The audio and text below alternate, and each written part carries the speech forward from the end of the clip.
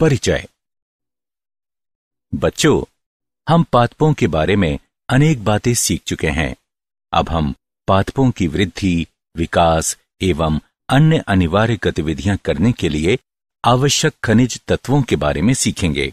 उपापचय तथा अन्य गतिविधियों हेतु आवश्यक अधिकांश पोषक तत्वों को पादप मृदा से ग्रहण करता है।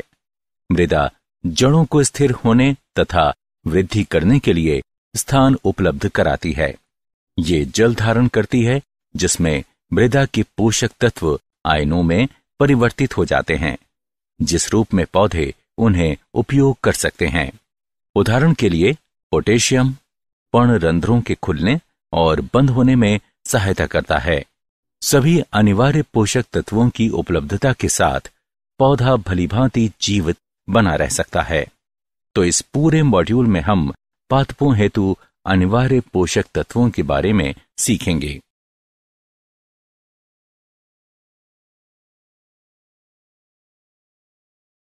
उद्देश्य।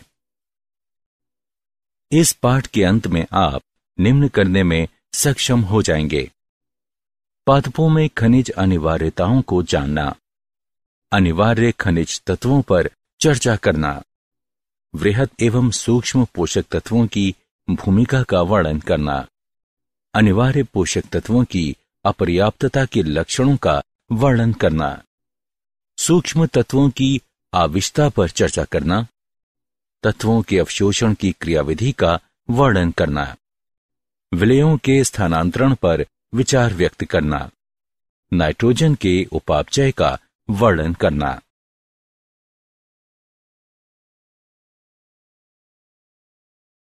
पादपों की खनिज अनिवार्यताओं की अध्ययन विधि। चूंकि विश्व की जनसंख्या तेजी से बढ़ रही है, इसलिए हमें खाद्य की मांग पूरी करने के लिए अधिक विश्वसनीय तरीकों की आवश्यकता है। जल संवर्धन ऐसा ही एक तरीका है। जल संवर्धन वो तकनीक है जिसमें पादपों को मृदा के बिना पोषक विलयनों के घोल में उगाया जाता है। जल संवर्धन के लाभ। पादपों को कहीं भी उगाया जा सकता है। पादपों की वृद्धि नियंत्रित रहती है तथा जल और पोषक तत्वों का संरक्षण किया जाता है।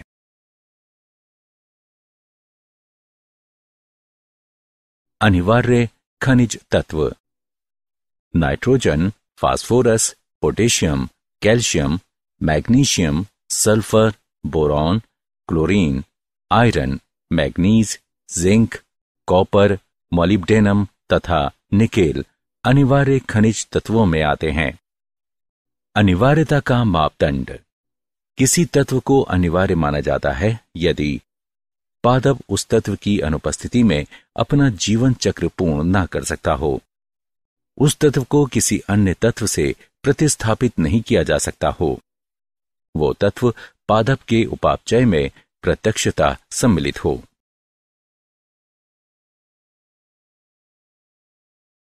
अनिवार्यता निर्धारण के मापदंड। इन तत्वों को दो व्यापक श्रेणियों में बांटा जा सकता है। ये इस प्रकार हैं: वृहद पोषक और सूक्ष्म पोषक। वृहद पोषक वे पोषक जो भारी मात्रा में पौधों के ऊतकों में विद्यमान रहते हैं।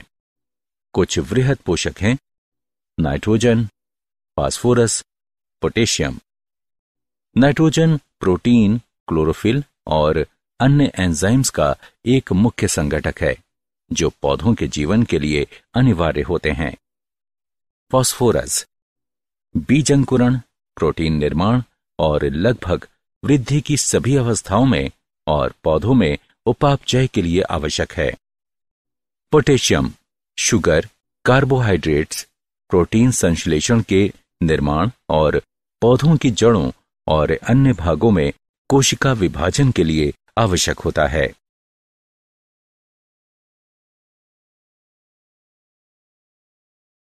सूक्ष्म पोषक तत्व। सूक्ष्म पोषक तत्व पौधों की वृद्धि के लिए अनिवार्य ऐसे तत्व होते हैं जिनकी आवश्यकता बहुत ही न्यून मात्रा में होती है। ये तत्व गौण तत्व भी कहलाते हैं। Boron, iron, chlorine, manganese, molybdenum और जिंक सूक्ष्म पोषक तत्व हैं।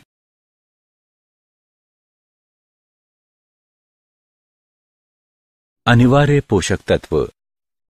अनिवार्य तत्वों को 4 व्यापक श्रेणियों में बांटा जा सकता है। अनिवार्य तत्वों को कार्बन, ऑक्सीजन, हाइड्रोजन और नाइट्रोजन जैसे जैव अणुओं के घटकों के रूप में माना जा सकता है। अनिवार्य तत्वों को पादपों में ऊर्जा संबंधी रासायनिक यौगिकों के घटक के रूप में माना जा सकता है। उदाहरण के लिए क्लोरोफिल में मैग्नीशियम। अनिवार्य तत्व जो एंजाइमों को सक्रिय या उन्हें बाधित करते हैं।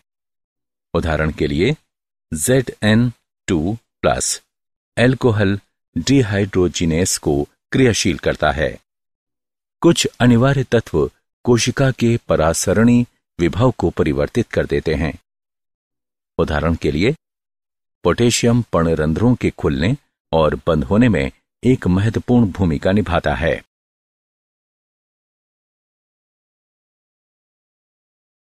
वृहत एवं सूक्ष्म पोषक तत्वों की भूमिका। नाइट्रोजन।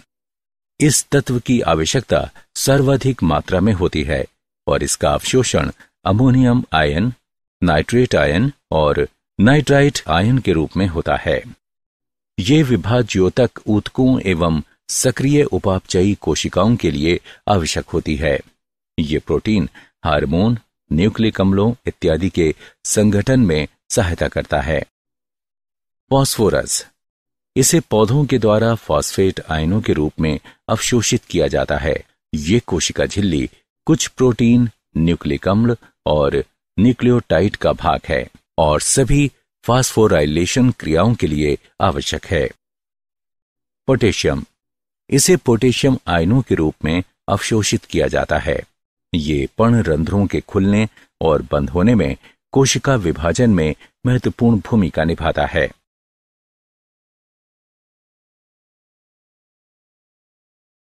वृहत एवं सूक्ष्म पोषक तत्वों की भूमिका। कैल्शियम। इसे पौधों के द्वारा कैल्शियम आयनों के रूप में अवशोषित किया जाता है। ये कोशिकाओं में जल संचरण को बढ़ाता है और कोशिका वृद्धि और विभाजन के लिए अनिवार्य होता है। कैल्शियम पादप ऊतक में संचित हो जाने के बाद गति रहित हो जाता है, जहां वृद्धि हेतु निरंतर आपूर्ति होती है। मैग्नीशियम। ये क्लोरोफिल अणु का संरचनात्मक घटक है और पौधों में कार्बोहाइड्रेट, शुगर और वसा के उत्पादन हेतु एंजाइमों की क्रियाविधि के लिए आवश्यक होता है। ये बीज अंकुरण के लिए अनिवार्य होता है और फल व क्रीदार फल के निर्माण में प्रयोग किया जाता है। सल्फर। ये एमिनो अम्ल, विटामिनों और एंजाइम्स का संरचनात्मक घटक होता है। ये बहुत सी सब्जियों को स्वाद प्रदान करता है।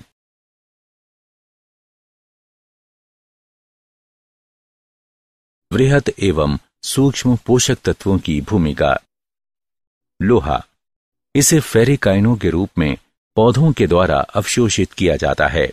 ये बहुत सी एंजाइम क्रियाओं के लिए आवश्यक होता है और क्लोरोफिल के संश्लेषण के लिए एक उत्प्रेरक का कार्य करता है। मैग्नीज। ये प्रकाश संश्लेषण, श्वसन तथा नाइट्रोजनी उपापचय के लिए एंजाइम क्रियाशीलता में महत्वपूर्ण भूमिका निभाता है। जिंक। ये कार्बोहाइड्रेट्स उपापचय, अंदर ग्रंथि का दीर्घीकरण तथा प्रोटीन संश्लेषण हेतु अनिवार्य है। तांबा। ये जड़ों में उपस्थित होता है और नाइट्रोजन उपापचय में भूमिका निभाता है। ये एंजाइम्स का घटक है जो कार्बोहाइड्रेट और प्रोटीन्स का प्रयोग करते हैं।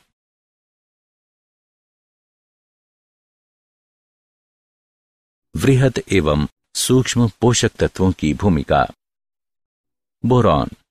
ये कोशिका भित्ति के निर्माण, झिल्ली, कार्यशीलता के लिए अनिवार्य है। ये पुष्पन, फलन, कोशिका विभाजन तथा हार्मोनों के स्थानांतरण में भूमिका निभाता है। मॉलिब्डेनम।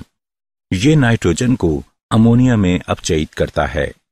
मॉलिब्डेनम के बिना प्रोटीन संश्लेषण अवरुद्ध हो जाता है और पादप समृद्धि रुक जाती है। क्लोरीन। ये परासरण में भूमिका निभाता है, जिसमें कोशिकाओं तक जल या विलय का संचलन होता है।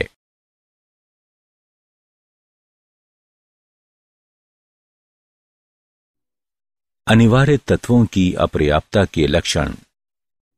जब पादपों में एक या अधिक अनिवार्य तत्वों की मात्राएं अपेक्षा से कम हो जाती हैं, तो पादप में कमजोर वृद्धि प्रदर्शित होती है और विशिष्ट अपर्याप्तता लक्षण उत्पन्न हो जाते हैं। तत्वों की अपर्याप्तता के कारण पादपों में आकारिकीय परिवर्तन अपर्याप्तता लक्षण कहलाते हैं। महत्वपूर्ण अपर्याप्तता लक्षण निम्न हैं। क्लोरोसिस, हरित पादपों की वो असामान्य दशा जिसमें तने और पत्तियां विवर्ण हरे या पीले पड़ जाते हैं। ये पीलापन हरे पर्णहरित क्लोरोफिल रंजकों के स्तर में कमी आने के कारण होता है। ये अनेक कारकों से हो सकता है। मैग्नीशियम, आयरन या मैग्नीज की अपर्याप्तता एक सामान्य कारक है।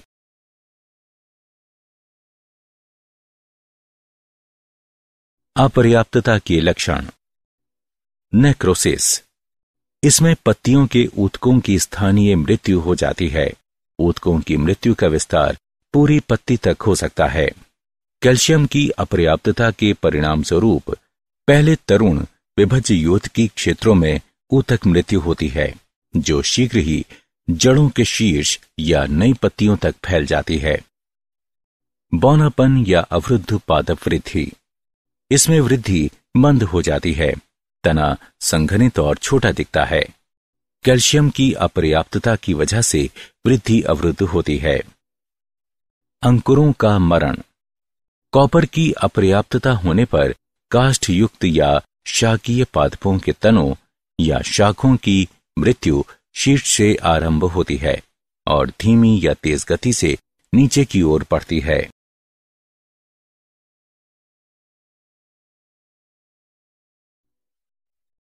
सूक्ष्म पोषक तत्वों की आवश्यकता, पौधों में सूक्ष्म पोषकों की अनिवार्यता की मात्रा में मामूली वृद्धि या कमी के कारण आवश्यकता उत्पन्न होती है। आवश्यकता के लक्षणों की पहचान करना कठिन है। विभिन्न पादप प्रजातियों के लिए एक तत्व के आवश्यकता स्तर भिन्न भिन्न होते हैं। यदि एक तत्व अधिक मात्रा में है तो ये अन्य तत्व के अधिग्रहण को बाधित कर सकती है। उदाहरण के लिए, मैग्नीज की अधिकता से लौह, मैग्नीशियम और कैल्शियम की कमी हो सकती है।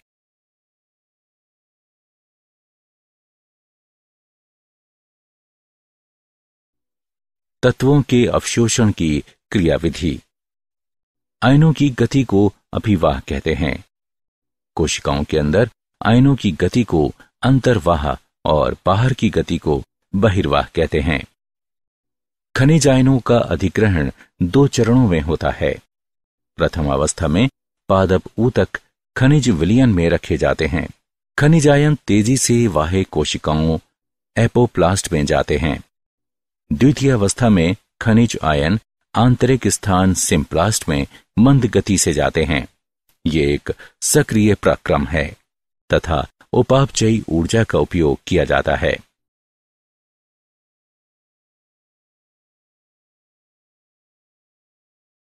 विलयों का स्थानांतरण। खनिज लवणों का एक क्षेत्र से दूसरे क्षेत्र में जाना स्थानांतरण कहलाता है। जाइलम के माध्यम से खनिज लवण पादप के एक भाग से अन्य भाग तक स्थानांतरित होते हैं।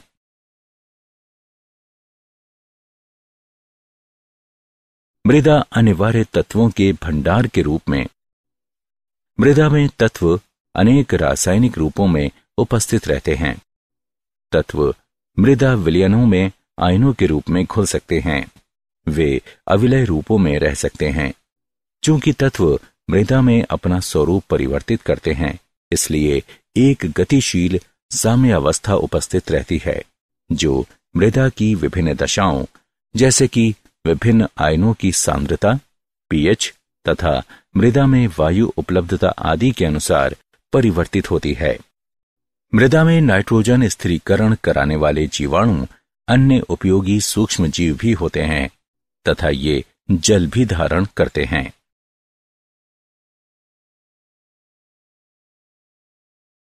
नाइट्रोजन का उपापचय। नाइट्रोजन चक्र। नाइट्रोजन यौगिक पृथ्वी पर समस्त जीवन रूपों के लिए अनिवार्य है। उदाहरण के लिए प्रोटीन और न्यूक्लियक अम्ल। नाइट्रोजन चक्र के निम्न चरण होते हैं: नाइट्रोजन स्थिरीकरण, आमोनीकरण, नाइट्रीकरण और विनाइट्रीकरण। नाइट्रोजन स्थिरीकरण। नाइट्रोजन के अमोनिया या अन्य नाइट्रोजन यौगिकों में परिवर्तित होने की प्रक्रिया नाइट्रोजन स्थिरीकरण कहलाती है। तड़ित तथा पराबैंगनी विकिरण नाइट्रोजन को नाइट्रोजन ऑक्साइडों जैसे कि N2O, NO और NO2 में परिवर्तित होने के लिए ऊर्जा उपलब्ध कराता है।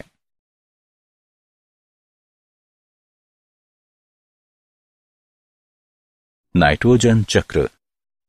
आमोनीकरण वह प्रक्रिया जिसके द्वारा कार्बनिक नाइट्रोजनी यौगिक अपघटित होकर अमोनिया उत्पन्न करते हैं, आमोनीकरण कहलाती है। नाइट्रीकरण। नाइट्रीकरण वह प्रक्रिया है जिसमें अमोनिया पहले नाइट्राइट तथा फिर नाइट्रेट में परिवर्तित होती है। 2NH3 प्लस 3O2 देता है 2NO2 plus 2H plus 2H2O, 2NO2 plus O2 देता है 2NO3। यह प्रक्रिया मृदा जीवाणुओं द्वारा संपन्न की जाती है जो रसों स्वपोषी होता है। अमोनिया नाइट्रोसोमोनास तथा नाइट्रोकोकस द्वारा नाइट्राइट में ऑक्सीकृत होती है। नाइट्राइट नाइट्रोबैक्टर द्वारा नाइट्रेट में ऑक्सीकृत होता है। नाइट्रेटों का पादपों द्वारा अपशोषण कर लिया जाता है और नाइट्रेटों के रूप में अपचयित कर दिया जाता है।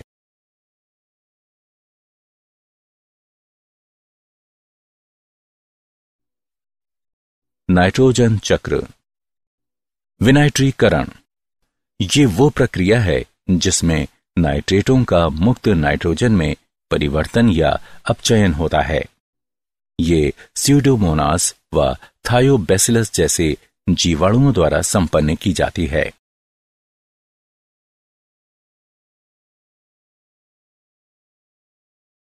जैविक नाइट्रोजन स्थिरीकरण। जैव नाइट्रोजन स्थिरीकरण वह प्रक्रिया है जिसमें सजीवों द्वारा नाइट्रोजेनस की उपस्थिति में अमोनिया का वायुमंडलीय नाइट्रोजन के रूप में अपचयन किया जाता है। नाइट्रोजन स्थिर कारक जीवाणु स्वतंत्र या सहजीवी जीवन यापन कर सकते हैं। स्वतंत्र जीवी नाइट्रोजन स्थिरक हैं। एजोटोबैक्टर, बेइजेरिंकिया जो दोनों वायवीय तथा रोडोस्पाइरिलम अवायवीय हैं। क्यानोबैक्टीरिया जैसे कि एनाबिएना तथा नोस्टेक स्वतंत्र जीवी नाइट्रोजन स्थिरक भी हैं।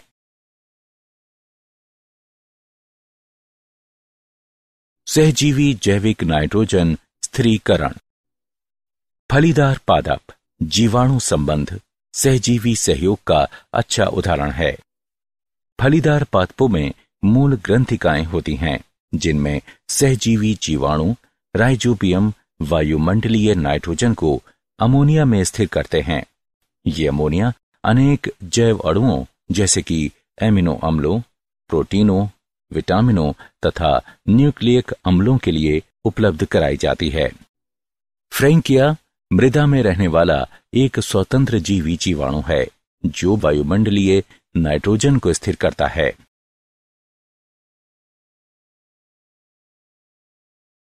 ग्रंथि का निर्माण। जब किसी फलीदार पादप का मूल रोम राइजोबियम के संपर्क में आता है तो ये जीवाणु द्वारा स्रावित रसायनों के कारण कुंचित या विरूपित हो जाता है। राइजोबिया विरूपित मूल रोम में प्रविष्ट होता है और मूल रोम के अंदर बहुगुणित होता है। पादप एक संक्रमण धागे द्वारा प्रतिक्रिया करता है जो ऊतकों तक जीवाणु को ले जाने के लिए अंदर की ओर बढ़ता है। पोषक तत्वों के अवशोषण के लिए ग्रंथिकाओं का संपर्क आश्रयदाता के संवहनी ऊतकों से हो जाता है। मूल ग्रंथिकाओं का निर्माण तथा नाइट्रोजन स्थिरीकरण पादप के जीनों और जीवाणु के जीनों के नियंत्रण में होता है। होने वाली अभिक्रिया निम्न है। Nitrogen plus 8 electron 8 hydrogen ion plus 16 ATP देता है। 2 NH3 plus hydrogen plus 16 ADP plus 16 PI।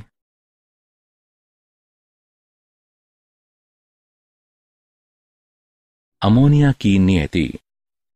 Nitrogen स्थिरीकरण द्वारा बनने वाली अमोनिया एमिनो अम्लों के संश्लेषण हेतु उपयोग की जाती है। एमिनो अम्लों के संश्लेषण की दो प्रक्रियाएं हैं। अपचयित एमिनीकरण। अमोनिया अल्फा कीटोग्लूटेरिक अम्ल से क्रिया करके ग्लूटेमिक अम्ल बनाती है। विपक्ष एमिनन। इस प्रक्रिया में एक एमिनो अम्ल से एमिनो समूह कीटो अम्ल के कीटो समूह पर स्थानांतरित होता है।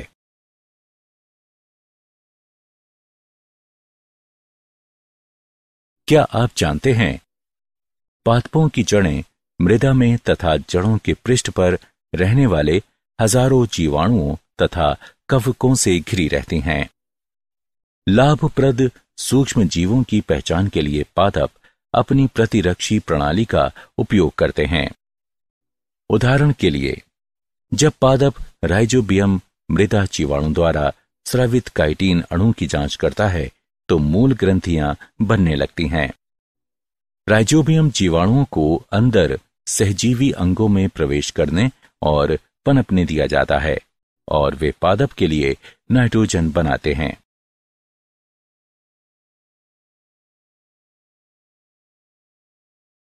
सारांश। आइए हमने जो कुछ सीखा है उसे संक्षेप में दोहराएं। जल संवर्धन वो तकनीक है जिसमें पादपों को मृदा के बिना पोषक विलयनों के घोल में उगाया जाता है। वृहद पोषक तत्व और सूक्ष्म पोषक तत्व तत्वों की दो व्यापक श्रेणियां हैं। वे पोषक जो भारी मात्रा में पौधों के ऊतकों में विद्यमान रहते हैं वृहद पोषक तत्व कहलाते हैं। सूक्ष्म पोषक तत्व ऐसे तत्व होते हैं जिनकी आवश्यकता बहुत ही न्यून मात्रा में होती है। क्लोरोसिस हरित पादपों की वो असामान्य दशा है जिसमें तने और पत्तियां विवर्ण हरे या पीले पड़ जाते हैं। नेक्रोसिस में पत्तियों के ऊतकों की स्थानीय मृत्यु हो जाती है।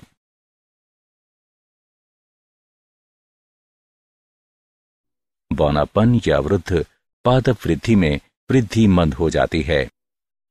पौधों में सूक्ष्म पोषकों की अनिवार्यता की मात्रा में मामूली वृद्धि या कमी के कारण आविष्टता उत्पन्न होती है। खनिज लवणों का एक क्षेत्र से दूसरे क्षेत्र में जाना स्थानांतरण कहलाता है। नाइट्रोजन चक्र में नाइट्रोजन स्थिरीकरण, अमोनीकरण, नाइट्रीकरण, विनाइट्रीकरण शामिल हैं। जैव नाइट्रोजन स्थिरीकरण वह प्रक्रिया है जिसमें सजीवों द्वारा नाइट्रोजेनस की उपस्थिति में अमोनिया का वायुमंडलीय नाइट्रोजन के रूप में अपचयन किया जाता है।